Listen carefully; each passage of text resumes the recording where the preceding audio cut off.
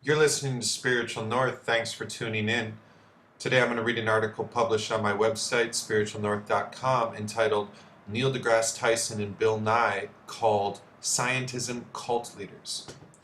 A thoughtful article on the scientific regression published in May of 2016 deliberately calls out Neil deGrasse Tyson and Bill Nye as, quote, the worst enemies of science's actual practice, end quote. Before I read the article, is written by a man named William A. Wilson. He lives in San Francisco, and he is clearly a well-read guy. You can check out his credentials. He works in software engineering. But it was a very thoughtful article, and I saw that it was shared by Charles Eisenstein on Facebook, and Eisenstein called it the best scientific article he'd seen written on science in the last several years. And we're going to walk right through it, and I'm going to read from the article large swaths of quotes written by William Wilson. I just wanted to touch on a few of the overall notes before we jump in, which is that Wilson talks about some of the main problems with science, such as confirmation bias. He talks about how the reins of science are held by the older scientists, whom are reluctant to give grants or funding, or whom sit on boards of governmental agencies, whom are reluctant to give grants or funding to science that does not have results, and thus there is a disproportionate amount of scientific studies publishing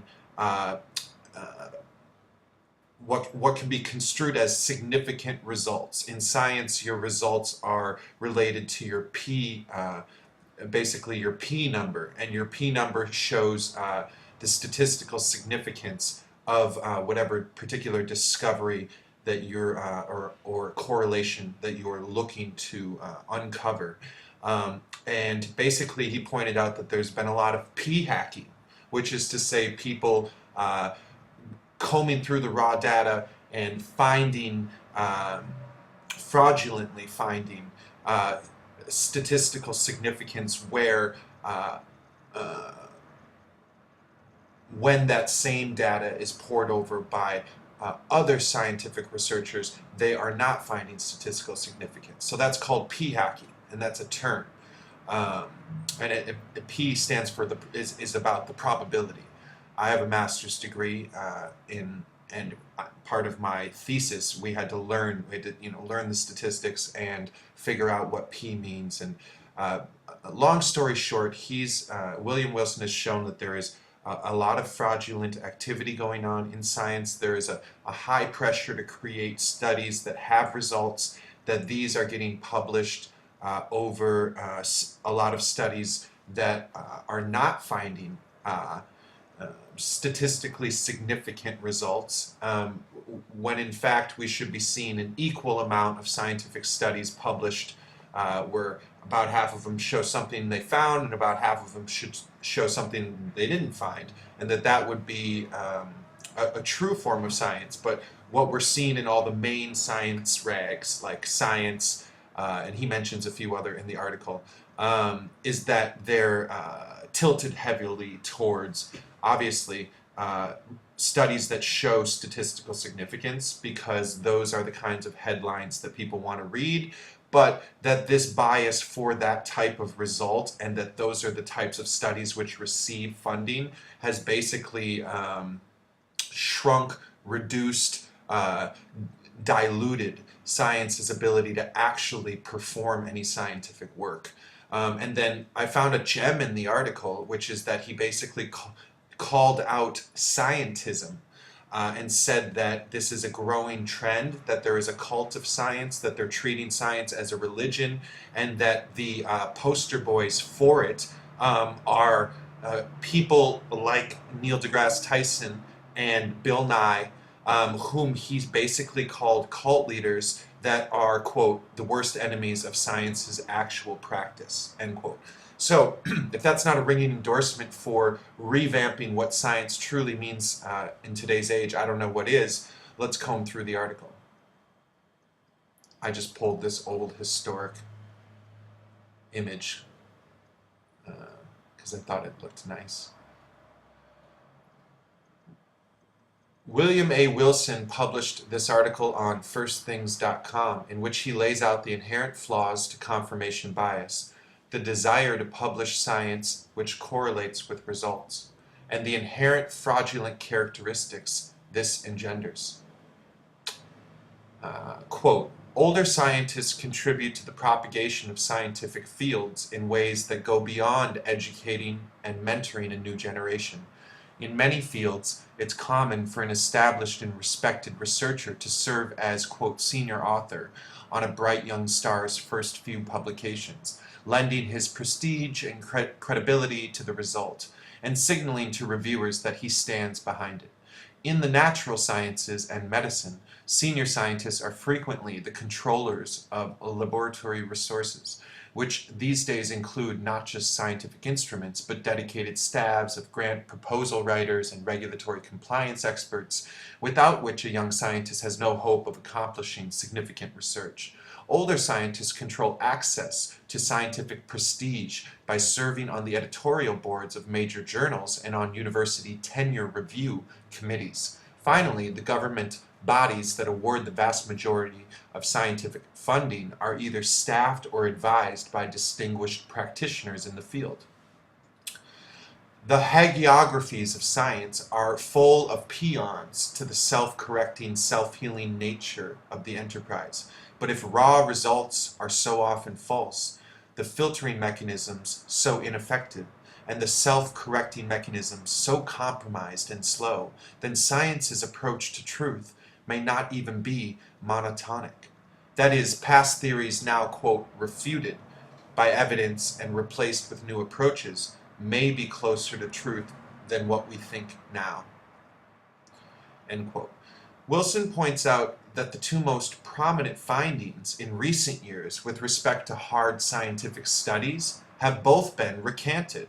Quote, two of the most vaunted physics results of the past few years, the announced discovery of both cosmic inflation and gravitational waves at the BICEP-2 experiment in Antarctica, and the supposed discovery of superluminal neutrinos at the Swiss-Italian border, have now been retracted, with far less fanfare than when they were first published. End quote. Finally, Williams aims his critique at the cult of science, likens it to a religion, and pinpoints both Neil deGrasse Tyson and Bill Nye as popularizers, whom have conducted little to no research on their own. Quote, if science was unprepared for the influx of careerists, it was even less prepared for the blossoming of the cult of science. The cult is related to the phenomenon described as scientism. Both have a tendency to treat the body of scientific knowledge as a holy book, or an a-religious revelation that offers simple and decisive resolutions to deep questions. But it adds to this a pinch of glib frivolity and a dash of unembarrassed ignorance. Its rhetorical tics include a forced enthusiasm. A search on Twitter for the hashtag science dancing speaks volumes, and a penchant for profanity.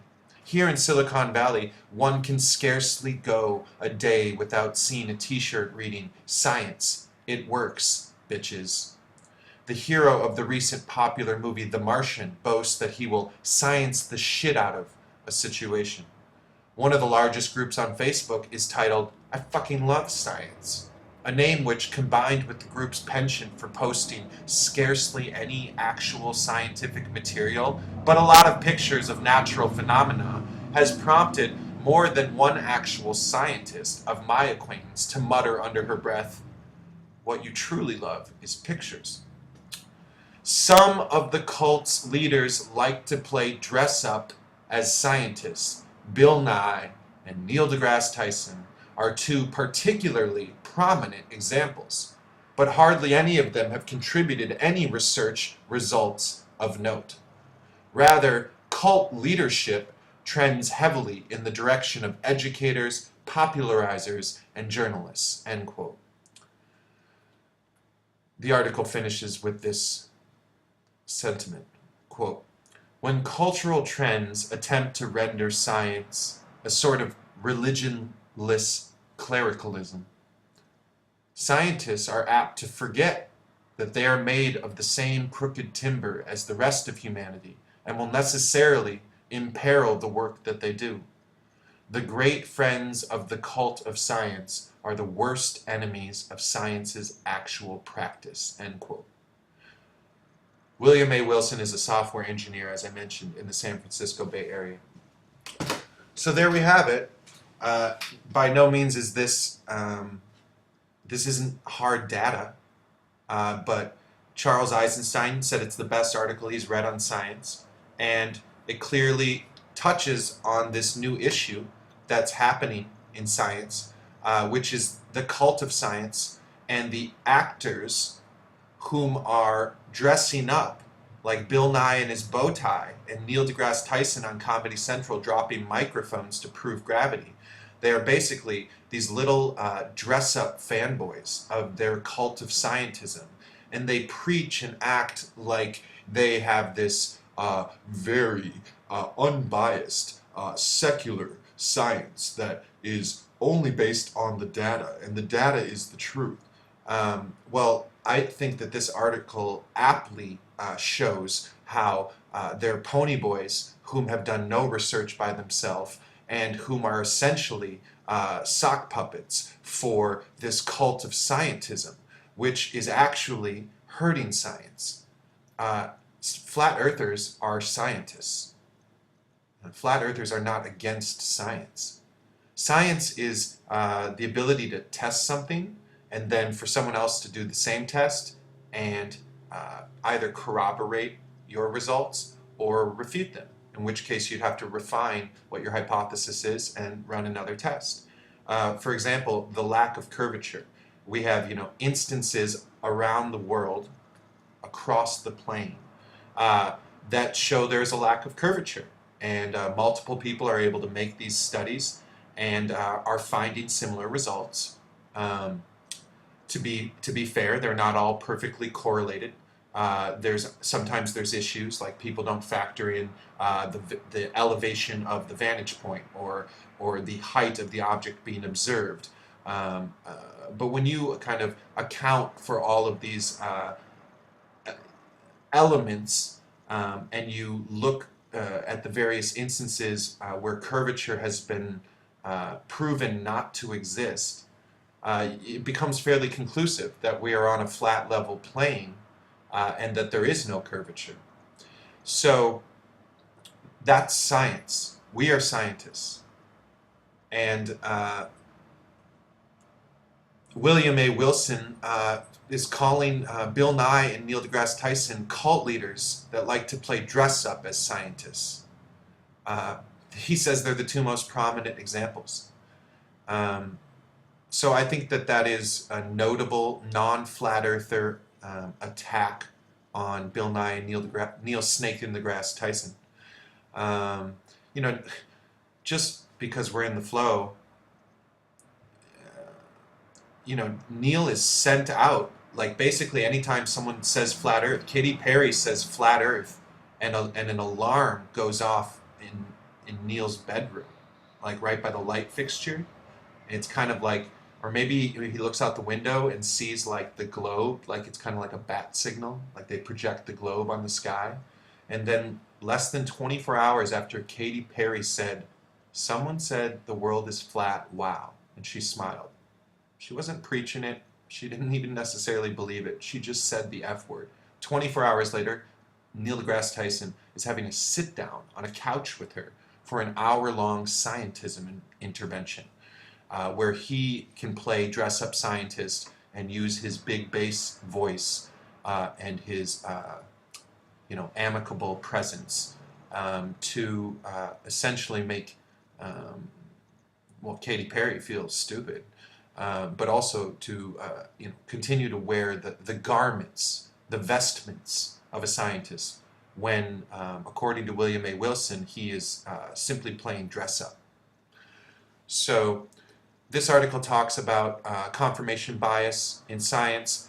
And then just to kind of zoom out and talk about, this is funny because here, look at these spheres on this. This is some good old school referencing here.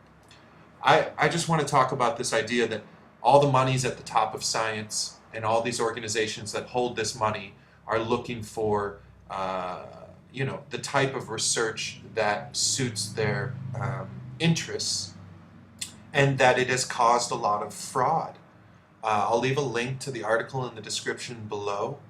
It's not for, it's like watching paint dry to read this article, but sometimes scientists need to watch paint dry.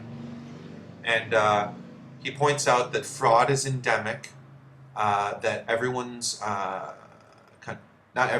he's pointing out that many people in anonymous surveys in the soft sciences, which is to say psychology, psychiatry, sociology, are basically anonymously saying there's about 10% people that are deliberately fraudulent, and then there's even a greater amount of people whom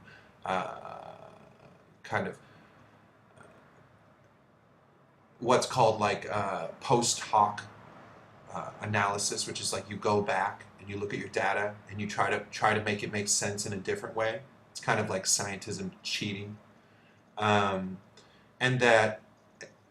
then also that these review boards for these main science rags are not doing a great job doing reviews.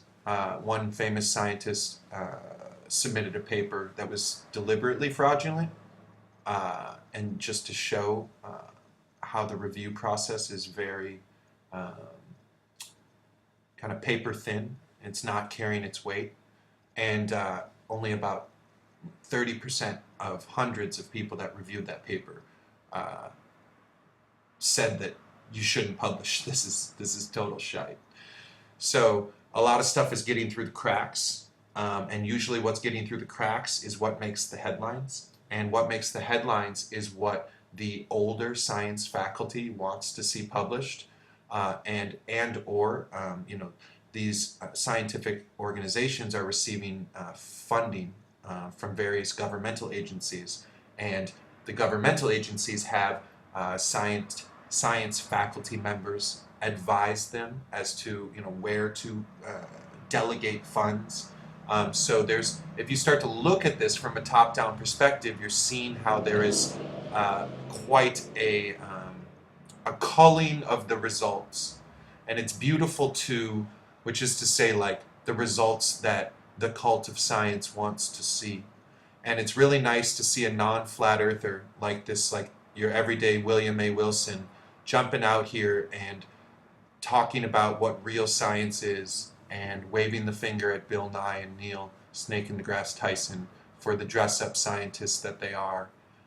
Again, part of the ability to corroborate flat earth arguments is to find people whom have no interest in flat earth, but whom are espousing coherent, cogent, intelligent, adroit arguments worth looking into, which undergird some of the positions of flat earthers. Like Bill Nye is a frickin' hoaxer, and he is the Mr. Rogers of child scientism indoctrination, and Neil deGrasse Tyson is the adult version, and both of them have longer IMDb pages than articles published in peer-reviewed journals.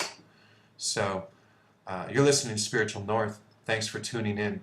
Again, this article has been Neil deGrasse Tyson and Bill Nye, called Scientism Cult Leaders.